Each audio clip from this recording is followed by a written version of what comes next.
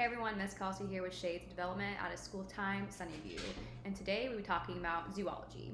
So in my previous video, I described what zoology is and what a zoologist does. And just to kind of recap on that, a zoologist is a person who observes animal behavior. And one way they do this is by using binoculars.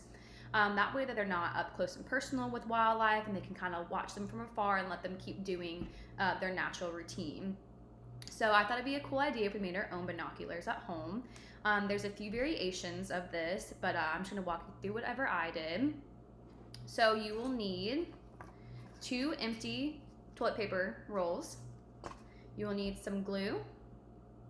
You will need tape. I chose sparkly. And if you want to take it a step further, you will need a hole puncher and some yarn or string or twine. So what you're gonna do is you're going to take your 2 paper towel rolls or toilet paper rolls, and you're going to glue one side down the middle right here with glue, and try to line them up if you can. You're going to let it dry for a few minutes, and then you're going to take your tape and you're going to wrap it around one side of your binoculars. Whenever you're done, it should look something like this. So this is my finished product, and as you can see, I can look through and I can see nature close.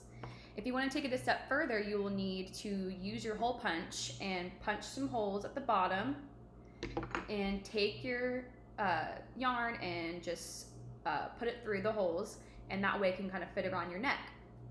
And you can let it rest there while you're looking at nature. Well, that was it for today. Thank you for tuning in.